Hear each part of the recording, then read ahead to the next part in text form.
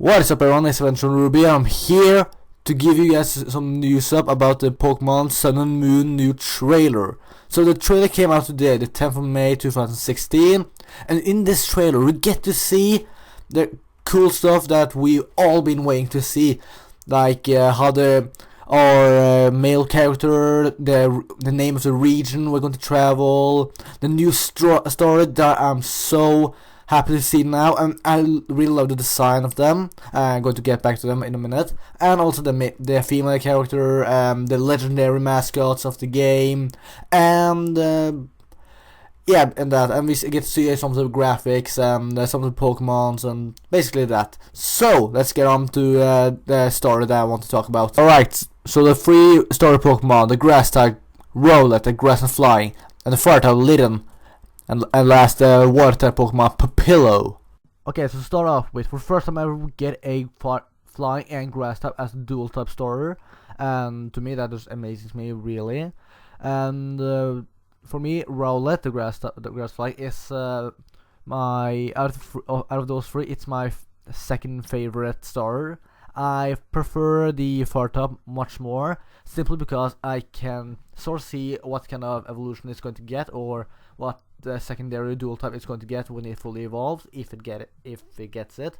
I believe that's going to be dark, just because it's the color is dark, it's black and it's fire. That just gives me the sign that it's going to be a dark and fire type Pokemon when it fully evolves.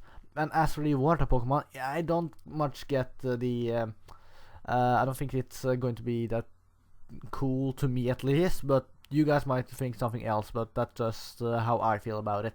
And so that sums up the basically that's just for me that sums up the story Pokemon of the new region. Alright, so moving on, we also, as I said, we get to know the name of the region we're going to travel, and that the name is actually quite weird, or not fitting if you ask me. The name is Alola region, which as probably most of you are thinking, for me it reminds me of it makes me think of a island with beaches and Hawaii, to say in short. But judging from the character we see, the place, the town and all that, it actually does look like what I just described. So it makes sense, but to me, it just does make sense that they would go for that. So to me that just sounds really odd and doesn't quite fetch me. And so moving on again.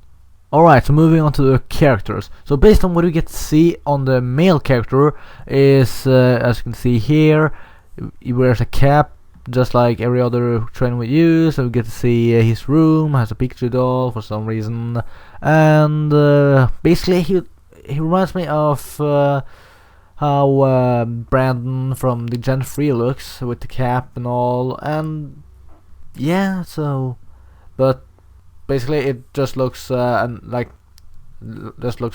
to me, if you ask me, about the boy at least. And so the last thing I'm going to talk about are the legendary Pokemon we get to see in the trailer. We have no idea what the names are, and I can't wait to see know the names, because the design looks so awesome.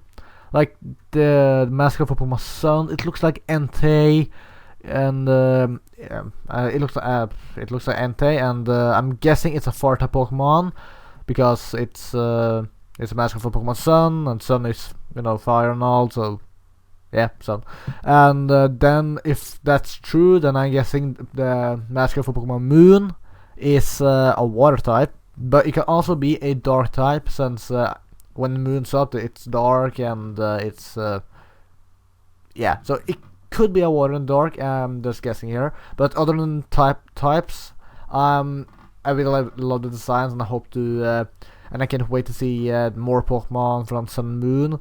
And maybe I'm going to make a review of those Pokemon, who knows, but this is probably going to be the last time I ever do this, since it's quite difficult to talk about how good or bad things are in a new game or something like that. But if you guys like this, please comment down below. Hope you guys like this, and I will see you guys next time.